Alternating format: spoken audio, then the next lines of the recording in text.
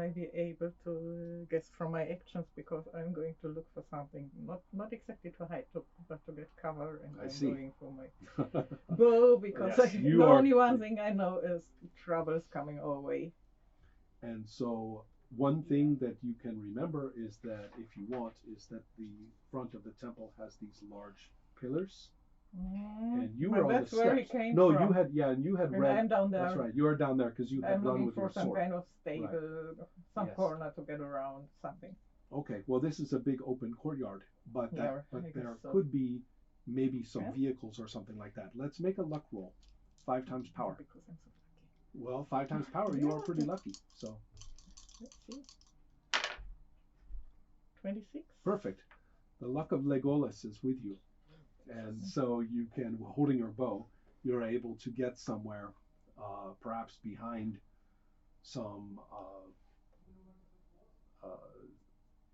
I'm thinking that they had loaded a wagon that had some things to load, and you were able to get behind that. Oh, better at least. But let's start thinking in terms of strike rank. What kind of actions are we talking about? So you are not behind it yet. I think I'm going to try to retrieve my spear. Yes, from that shield. Yeah. So still there. Yeah. So it's probably a good idea to get some cover. So I was gonna grab all of it. I get a bonus shield, and either stay close to the rest of you, but you run away. Well, not yet. No. We made the roll for her luck that thing was there, not for any action. Okay. So after I grab it, I was gonna try to.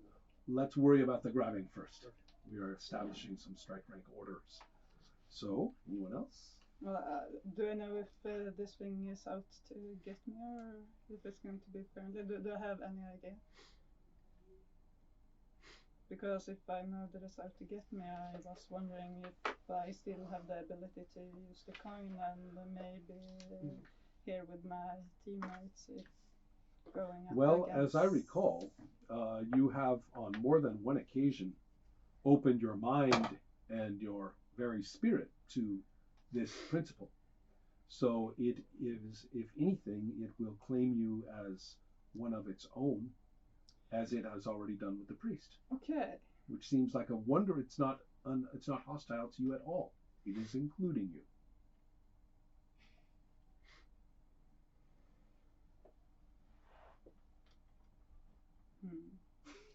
That should sound very attractive, I'm certain.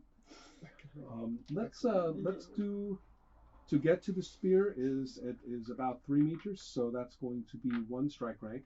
Yeah. And it even has terrible rules for working things out of as I recall, there is actually even something here.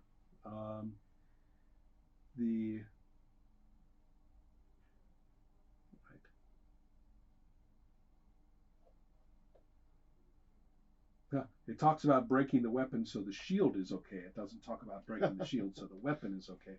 So I'm going to actually say that to work it out of there is a fairly intensive act. And so it's going to be at least 5 strike ranks, and maybe as many as a full round.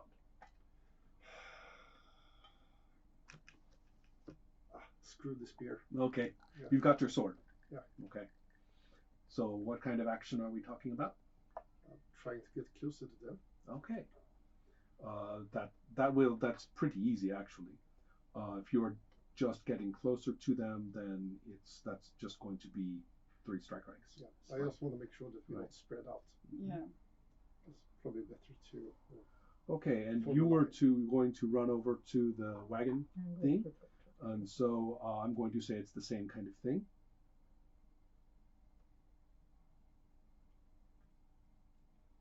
And since the coin is working with me, I will grab it, put it in my pocket, and go with these guys. So the grab is going to be a kind of a close combat thing. Okay. So that's a strike rank of 4 there. So you're going to grab and then move, which is, as I say, 3 strike ranks. So I will start with the grab. And then if you succeed or whatever you do after that, if you maintain that action, then we will land you there here. Okay. So what should I hit? You don't need to do it until we get there. We will now narrate our situation. Zort, you are going to come in on the next round. Yeah, right. Okay. I'm going to move these up one, so that's actually at 6 and 11, because it's going to open with a statement. And the statement that the being makes is so powerful that you don't even have to understand it in words. And it names 4 runes that none of you have ever heard of before, except for the first.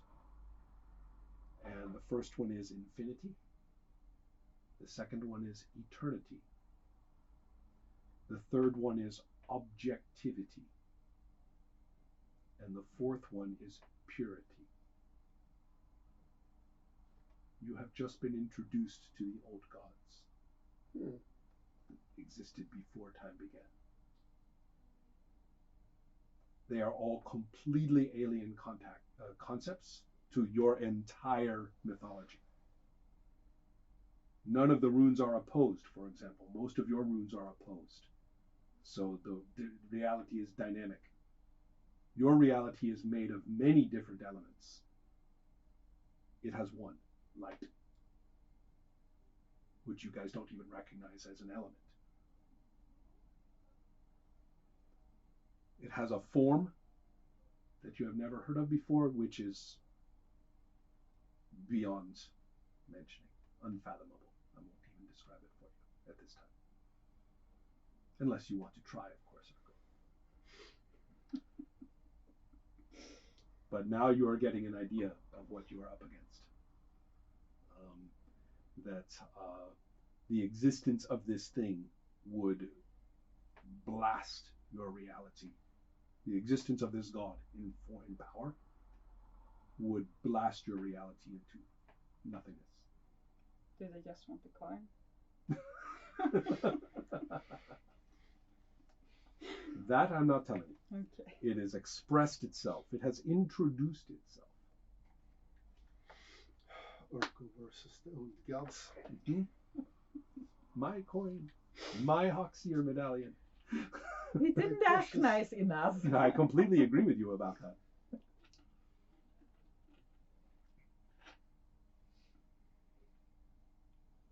He was not necessarily a bad guy, but he was rude, arrogant, domineering, and I'm not to prejudiced. be intimidated. That's correct. I completely understand that. So now, that's what it does. We will move to strike rank 3, which is where you get to your friends, and where Skava promptly, as you arrive, she is gone. So when you get there, she is behind a wagon. Okay, and then we have Urko, who is grabbing at something, and then that means that you are going to have to, it's a very small object, and I think that really you may find yourself in a little bit of trouble for this, but that is all right. Go ahead and grab at it. This is going to be an unarmed combat. Roll to hit. 9. No, yeah, 9. You get a 9. Yeah. Okay, which is a hit for you.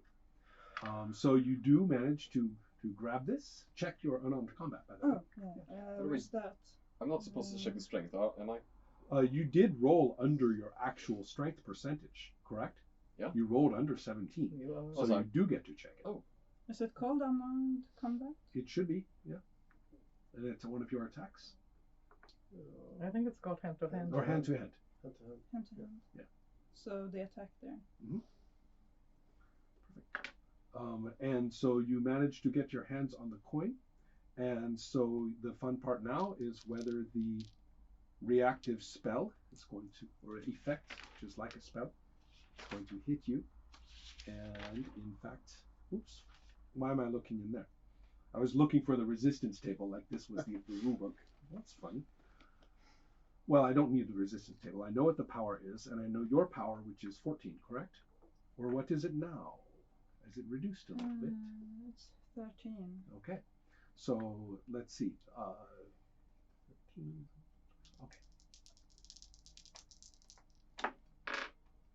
Okay. It needed a 75, rolls a 71, and the effect is the term is befuddled, is the name of the effect. And you might have guessed this was going to happen, considering past events, but you are uncertain as to why should you fight. This is reality. All of the things you thought were truth and secrets before, your whole life was dedicated to finding the truth of things. But it was just the truth of this fake thing with time and chaos and disintegrating reality. Everything ends in death and everything falls apart. And and all the substances just make messes. It's just messy. And things disagree. What's the use of this truth is just a way people talk. So why bother? Urko starts saying some really disturbing things. Grab the coin, right? Oh yeah. Yeah, so I can grab his beard and follow her. Okay. Well, a befuddled person is not going to try to defend. So you can get a good grip, and then we will put you here. So J and E move. Make a strength times 5 roll, because Urko is a solid, maybe short, but he is a solid little bit of short. So 29. no problem. 60, yeah. Right, you got a good solid. You're able to get him along. Good thing I got a beard. Yeah. And so now, well.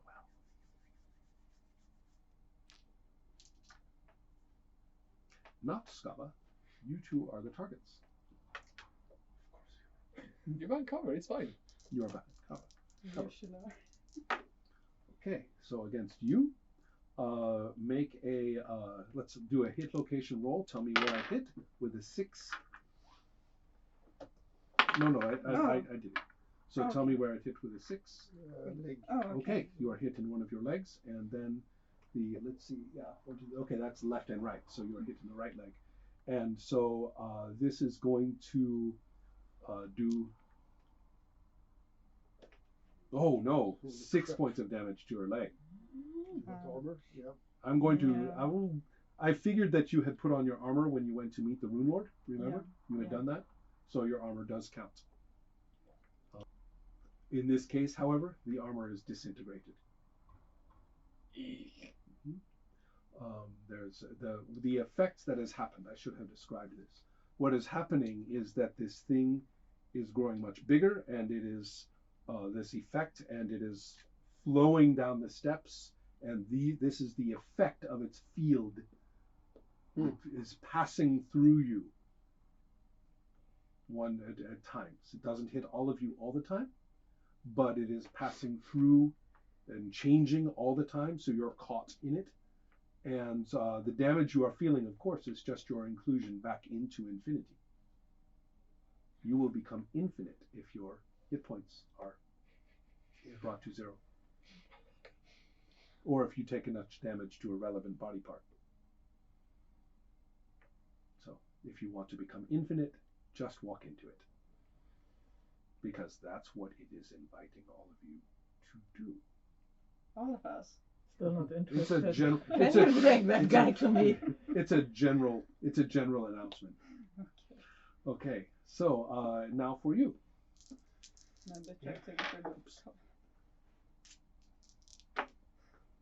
And this unfortunately rolls. Oh wait, no, that is a 60. That rolls a 60 for a 65. For a 13, which is not going to be good. Arm. Left arm. Your right hand, 5 points. Okay.